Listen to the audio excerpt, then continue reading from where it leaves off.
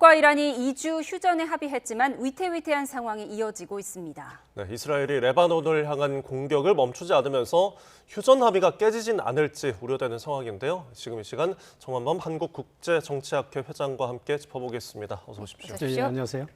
네, 휴전 첫날에 이스라엘이 레바논을 공습하면서 파장이 커지고 있는데 이스라엘은 굳이 휴전 첫날에 또 이렇게 대규모 공습을 감행한 배경이 뭐라고 보십니까?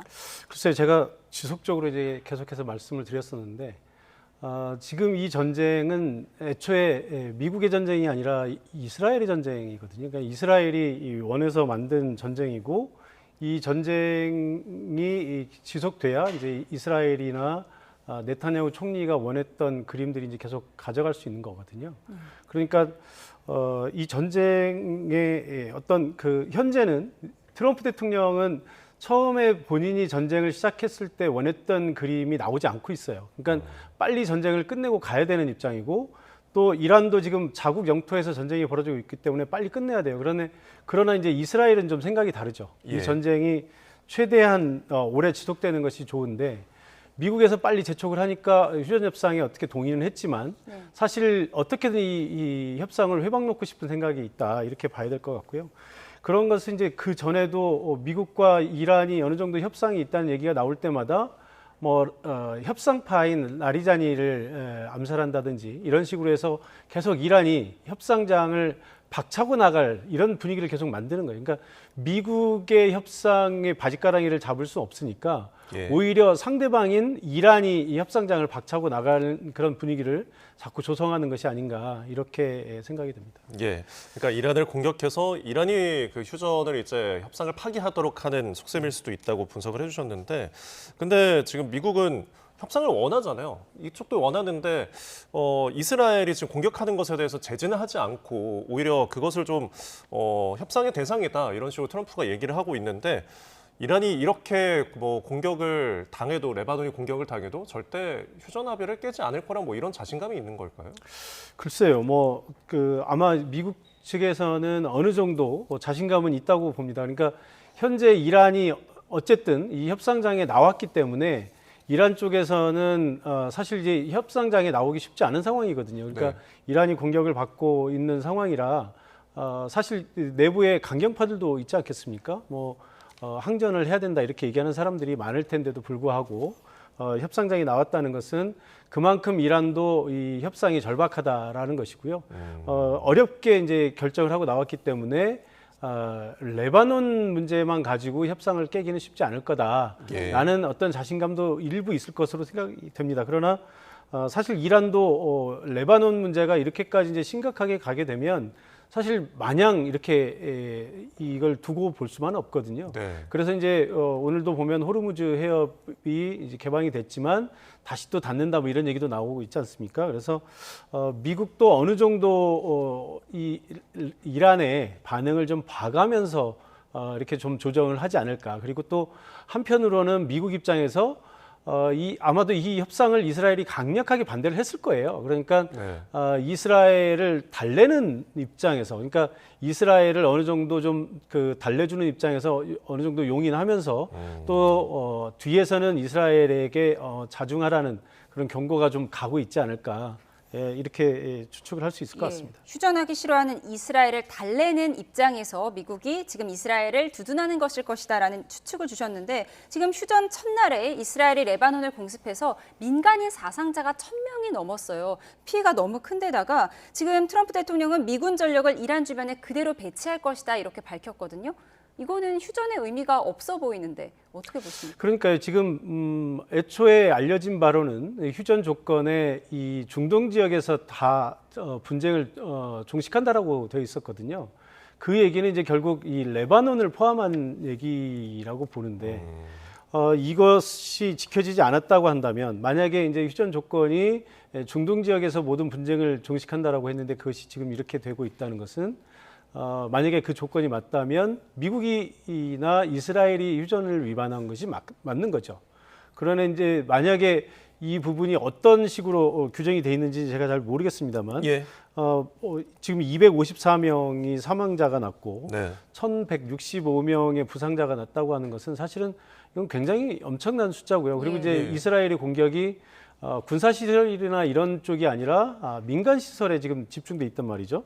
그래서 민간의 이 피해가 이게 집중이 되고 이런 상황을 보면 이건 이제 굉장히 인도적인 비난의 소지가 굉장히 커 보여요. 네. 그러니까 아마 이런 것들에 대해서는 그 이란이 그 혹시라도 휴전 협정이 파기됐다, 네.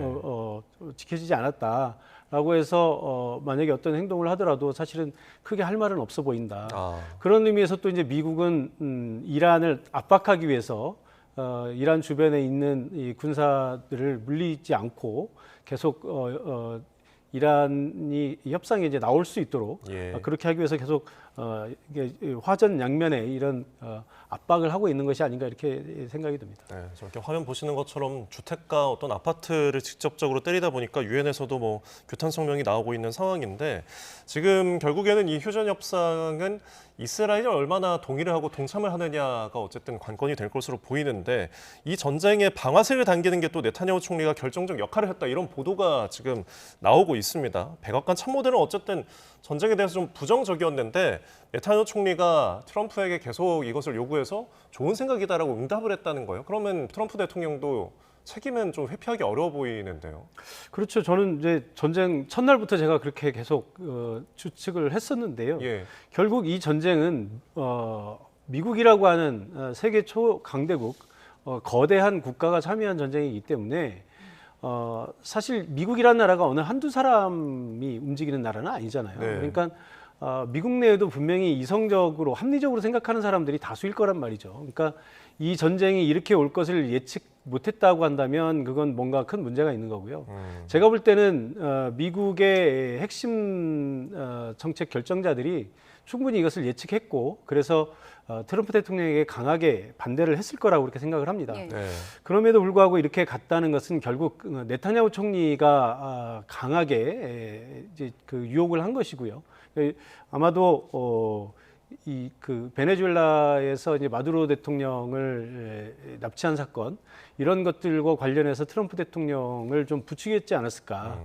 더 큰 건을 할 수 있다. 더 큰 업적을 남길 수 있다. 이런 식으로 이제 부추기면서 우리가 모든 정보를 가지고 있으니 이번에 확실히 할 수 있다. 한 번에 이란의 레짐을 바꿀 수 있다. 이런 아마 확신을 이제 줬을 것 같고요. 트럼프 대통령은 아무래도 이제 이스라엘이 중동에서 굉장히 강한 국가이고 또 그동안에도 군사적인 행동을 많이 성공을 시켰고요. 또 예. 이스라엘이 미국에 미치는 영향력이 워낙 막강하기 때문에 아마 이런 또 단기적인 어떤 이제 본인의 성과나 성취를 굉장히 중요시하고 어떤 과시욕이 있는 이제 트럼프 대통령 입장에서는 네타냐후의 이런 그 유혹이 굉장히 쉽게 끌렸을 것 같아요. 그래서 이제 이렇게 간 것 같은데 결국 어찌된 결과적으로는 미국이 이제 이스라엘의 유혹에 넘어가서 네. 결국 전쟁의 수렁에 빠진 것이 아닌가 이렇게 우려가 되고 있습니다. 예, 그런데 네타냐후 총리가 지금 트럼프 대통령에게 속삭인 것이다, 유혹한 것이다, 지금 이런 보도가 많이 나오는데 네타냐후 총리가 역대 미국 대통령들에게도 같은 요구를 했었는데 거절당했다고 하더라고요. 그러니까요. 그러니까 좀 합리적으로 판단을 하게 되면 이란이라고 하는 나라를 쉽게 공격해서 바꿀 수 없거든요. 그러니까 우리가 지금 여러 가지 그 전에 미국이 관련된 여러 케이스들을 볼 수 있잖아요. 그러니까 이제 성공 케이스를 본다면 옛날에 이제 파나마에 가서 노리에가라고 하는 이제 장군, 실질적인 독재자를 이제 밤에 납치해 온 적이 있어요. 그 이제 클린턴 대통령 때 일이고요. 예. 그다음에 이제 이번에도 트럼프 대통령이 베네수엘라에 가서 마두로 대통령을 한밤중에 이제 납치해 갖고 왔는데 이 두 작전은 되게 성공을 했습니다. 그러니까 이제 쉽게 얘기하면 최고 지도자만 몰래 가서 납치를 해가지고 온 아주 단순한 작전이었거든요. 네. 그런데 이제 이 파나마나 베네수엘라 같은 나라와 중동의 강국인 이란을 비교하는 것은 굉장히 큰 무리죠. 이 중동에서는 이 이란 말고도 과거에 이제 아프가니스탄과 이라크에 미국이 군대를 보낸 적이 있거든요. 근데 아시는 바와 같이 아프가니스탄은 이제 9.11 테러 때문에 들어간 것이고 그건 불가피했다고 보는 거죠. 미국 본토가 공격을 받았기 때문에. 그다음에 이제 부시 대통령 때 이라크에 들어갔는데 이라크에 들어갈 때도 지금과는 아주 같지는 않지만 유사한 논리로 들어갔습니다. 그러니까 이라크에 들어갈 때도 이라크가 사담 후세인이 대량 살상 무기를 만들고 있기 때문에 미국이 가서 이것을 저지해야 된다라고 하고 들어갔는데 네. 사실 알고 보니 CIA 나중에 공개된 자료에 의하면 대량 살상 무기를 만든 근거가 없었어요. 그러니까 이제 거짓말을 하고 들어간 거죠. 국민들을 속이고 들어간 거예요. 그런데 이제 이라크에 들어갔음에도 불구하고 수십만의 군대를 데리고 들어갔음에도 불구하고 결국은 뭐 어떻게 보면 이제 실패한 거죠. 패전이라고 할 수도 있는데 그리고 그냥 나와버린 거예요. 근데 이라크의 사담 후세인 대통령만 제거했을 뿐이지 네. 사실 이라크는 그 전보다 더 혼동의 상태로 그냥 몰아넣어버린 거예요. 그리고 그 안에서 이제 민족 분규 등등 해서 네. 오히려 이라크 중동 상황이 더 혼란스러워졌습니다. 그런데 이란은 이라크보다도 훨씬 크고 강한 나라예요. 예. 근데 이런 나라를 지상전에 대한 트럼프 대통령 스스로 얘기를 했지 않습니까? 지상전 하지 않겠다. 지상전도 생각하지 않고 공습만으로 레짐을 체인지할 수 있었다고 믿었다는 것은 트럼프 대통령의 판단력에 문제가 있거나 아니면 네타냐후 총리가 그만큼 아주 강한 유혹을 했다. 그러니까 네타냐후 총리가 전에 뭐 이전에 다른 대통령들, 뭐 바이든 대통령이나 이런 사람들에게 똑같은 제의를 했는데 네. 받지 않았는데 트럼프 대통령이 받았다고 하는 것은 그만큼 판단력에 문제가 있었다, 차이가 있었다 이렇게 네. 봐야 되겠죠. 그러니까 이 전쟁의 결과가 워낙 이렇게 모두를 힘들게 하고 그 명분마저도 이제 흐릿하니까 언급하신 것처럼 트럼프의 이제 판단에 대해서 많은 지적이 나오고 있는데 지금 그 SNS에 굉장히 활발하게 올리면서도 뭐 문명을 파괴해 버리겠다, 호르무즈 개방하라 하면서 욕설도 섞기도 하고요. 이런 어떤 말 언급들이 혹시 치매가 아니냐 이런 건강 이상설까지 제기되고 있는 상황입니다. 이 부분은 좀 어떻게 바라보십니까? 글쎄요, 뭐 세계 초강대국의 국가 원수를 놓고 뭐 치매냐 아니냐 이런 얘기를 이제 얘기하는 것은 사실 좀 예. 성급한 것 같고요. 왜냐하면 미국도 나름대로 이제 시스템이 돌아가는 나라이기 때문에 예, 그러나 이제 만약에 그렇다고 한다면 사실 이제 큰 문제죠. 왜냐하면 트럼프 대통령 본인이 최고의 결정자인데 다른 누구도 이제 그것을 제재할 수 있는 방법은 없잖아요. 그러니까 이제 이것은 미국 내 어떤 이제 정치 시스템이 제대로 돌아가기를 바라는 수밖에 없다. 그러니까 예. 사실 미국이란 나라는 원래 정치 시스템이 도처에 비토권이 있는, 그러니까 거부권이 있는 제도들을 많이 만들어놨거든요. 그러니까 네. 이제 의회도 그렇고 전쟁도 사실 이제 대통령이 선포할 수 있는 게 아니라 의회의 승인을 얻어야만 선포할 수 있는 거거든요. 그러니까 이런 여러 가지 이 비토권들이 있는데 지금은 이제 일부 그런 것들이 잘 작동하지 않는다라고 하는 우려들이 있는 것은 사실입니다. 그래서 이런 부분이 아마 이번 이제 전쟁이 끝나고 나면 미국 내에서 좀 본격적으로 제기가 되지 않을까 예. 이렇게 생각이 듭니다. 예, 트럼프 치매설까지 제기가 된다는 건 그만큼 여론이 안 좋다는 것일 텐데 지금 이런 상황에서 오는 11일 토요일에 파키스탄에서 대면 협상이 열리게 되는 겁니다. 공식 발표가 된 건데 이게 순탄하게 진행될지가 의문이에요. 지금 상황을 보면. 뭐 처음부터 이 전쟁이 뭐 사실 그 이란 쪽에서는 굉장히 받아들이기 어려운 상황이었던 것이고요. 예. 그러니까 당연히 이 협상장에 나오는 사람이 기분 좋게 나올 수는 없는 거 아니겠습니까? 굉장히 지금 제가 이제 오늘 오전에도 이란 대사관을 가서 그 당국자들을 좀 만나고 예. 왔는데 예. 그쪽의 분위기는 정말로 침통해요. 그러니까 그 사람들이 이제 저한테 얘기를 하면서도 울먹울먹하면서 이렇게 이렇게 얘기를 하고 그런 상황들이 있었는데 그런 분위기에서 어떤 이제 협상장에 나오는 것만도 사실은 나오고 싶겠습니까? 전쟁에서 본인들이 입은 피해가 엄청난데 사실 협상장에 나오고 싶지 않겠죠. 마음이야 끝까지 항전을 하고 죽더라도 싸우다 죽겠다 이런 마음이겠지만 그래도 이제 나라는 지켜야 되겠고 네. 더 이상의 피해는 막아야 되기 때문에 이제 나오는 거잖아요. 예. 그러니까 그런 이제 협상에 나오는 사람들이 모든 것이 매끄럽게 상대방이 기분 좋게 해줄 수는 없는 거 아니겠습니까? 그러니까 이제 이 협상장에서 제가 볼 때는 다소의 어떤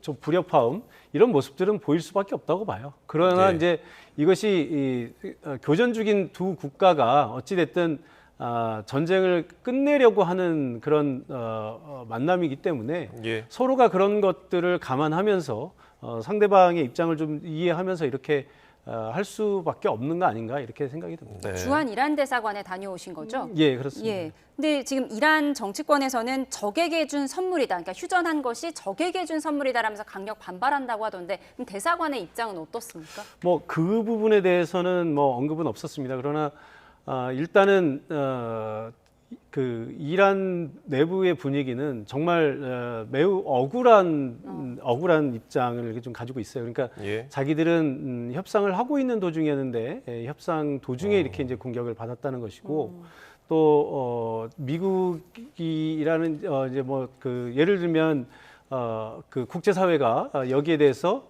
어떤 이제 규탄이나 침략에 대한 규탄이나 이런 얘기도 없었고 미국의 행동에 대해서 제재하지 않고 또 일부 미국의 행동을 그냥 용인하는 듯한 예. 그런 모습을 보인 것에 대해서 좀 굉장히 좀 서운하다 예. 그런 입장을 좀 가지고 있는 것 같았습니다. 네. 주한 대사관의 분위기를 조금 전해주셨는데 이제 협상을 하게 되면은 미국 측에서는 벤스 부통령이 좀 협상단을 이끌게 되고 과연 이란 측에서는 누가 나올까라는 것이 좀 궁금해지는데 카운터파트라고 하면 좀 비슷한 급에서 보통 이제 나오게 되잖아요. 혹시 모즈타바가 지금 뭐 쪽지 지령을 뭐 내리고 있다 이런 보도도 나오고 있는데 그런 지령을 받고 나올 사람이 있을까요? 글쎄요, 지금 상황에서는 모지타파가 실제로 통치를 하는지가 지금 좀 불확실하지 않습니까? 예. 제가 볼 때는 모지타파가 어떤 지금 이제 전시 상황이기 때문에 상징적인 의미가 있다고 봐요. 그러니까 바로 직전에 이제 그 지도자가 하메네이가 그 미국에 의해서 이제 폭살을 당한 거잖아요. 그러니까 지금 상황에서 차기 이 지도자를 누구로 세울까에 대한 어떤 내부의 정상적인 절차를 평상시와 같이 밟아서 뽑는 것은 이란 입장에서 사실 불가능하고요. 그럼 이제 전시 동원 체제를 운영을 해야 되는데 이것은 어느 한 사람에게 지도권을 통째로 넘기기는 사실 그 누구도 쉽지 않을 겁니다. 그러니까 예. 그리고 이제 이스라엘이 지속해서 새로운 지도자가 나타나면 무조건 또 다시 암살하겠다라고 하는 그런 입장을 가지고 있었잖아요. 그래서 하메네이도 그 전부터 자기 후순위를 3명까지 지명을 하고 네. 이렇게 가지 않았습니까? 그러니까 아마도 이 모지타파는 상징적인 리더로서, 그러니까 하메네이의 혈통을 이어받은 상징적인 지도자로서 설정이 돼 있었고, 그 지도부가 전체적으로 아마 집단 지도 체제의 형식을 띠지 않았을까. 왜냐하면 사실은 지금 통신망도 다 끊겨 있는 이런 상황이고 하기 때문에, 그리고 또 이제 이스라엘이 지금 굉장히 지능적으로 AI까지 동원해 가면서 도청을 하고 있는 것 같아요. 그러니까 그러면서 이제 최고 지도자들의 위치가 다 노출되고 있는 상황이라서 아마도 이런 그 서로 간의 이런 그 소통이나 이런 것이 원활하지 않을 것으로 생각이 되고요. 네. 그런 의미에서 보면 그 결국은 그 현재 지도자들 중에서 누군가가 나와야 될 텐데 아마 갈리바프 정도 의장이 지금 미국과 소통을 하고 있는 것으로 지금 알려져 있기 때문에 네. 벤스 부통령 격에 맞추려면 아마 갈리바프 정도가 나와야 되지 않을까. 그렇지 않으면 혁명수비대의 최고 지도자가 나와야 되는데 네. 혁명수비대는 지금 상황에서는 아마도 강경파의 입장을 대변하면서 그 협상의 레버리지를 확보하는데, 그러니까 강경론을 주도하면서 앞에 나가서 협상하는 사람들에게 뒤에서 힘을 받쳐주는 이런 역할을 하지 않을까 이렇게 생각이 듭니다. 예, 모스타바가 쪽지로 지금 휴전에 관한 지령을 내리고 있다 이런 보도도 있고 또 동시에 의식불명 상태다 이런 보도도 있고요. 그의 신변이 어떤 상태인지 좀 궁금해진 상황입니다. 이런 가운데 이란이 호르무즈 해협의 대체 항로를 발표했습니다. 그러니까 우리가 여기는 기뢰를 설치해놨으니까 다른 안전한 항로를 알려줄게 이런 건데 이게 속내가 있을 것 같아요. 글쎄요, 저는 뭐 두 가지 다 가능성이 있는 얘기인데요. 그러니까 이제 지금 호르무즈 해협이라고 하지만 이게 좁은 해협이지만 사실은 한쪽은 이란 쪽이고 다른 한쪽은 이제 오만 쪽이거든요. 네. 그런데 만약에 이 호르무즈 해협을 통과하는 배가 오만 쪽으로 만약에 붙어서 간다면 이란 입장에서는 거기에 대한 통행세나 이런 것들을 얘기할 수 있는 입장이 아니죠. 그렇지 않고 이제 이란이 뭔가를 강요를 하게 되면 이것도 이제 약간 국제사회에서 약간 그 불량배 같은 그런 입장이 되기 때문에 일부러 그렇게는 하지 못하는 거고요. 네. 그러니까 저게 지금 대체 항로를 보여주는 거죠? 예. 대치 항로를 보면서 이제 아무래도 이란 쪽으로 붙어가게 하면서 결국은 이제 이란이 여기를 지나다니는 배들의 통제권을 행사하는 그런 모습을 보여주려고 하는 거죠. 그러니까 이 오만 쪽으로 가게 되면 통제권을 행사하지 못하기 때문에 네. 이란 쪽으로 와서 결국 이란이 유도하는 그래 이란의 지시를 따라서만 이렇게 갈 수 있는 것처럼 예. 실제로 그렇게 이제 또 뭐 만약에 기뢰가 어디 부설돼 있다고 한다면 그 기뢰를 이제 피해가야 되는 측면도 있지만 그보다는 제가 볼 때는 이란의 통제권을 유지하려고 하는 그런 의도가 더 크지 않나 이렇게 생각이 됩니다. 알겠습니다. 호르무즈 상황까지 좀 짚어봤습니다. 지금까지 정한범 한국국제정치학회 회장과 함께했습니다. 고맙습니다. 고맙습니다. 고맙습니다.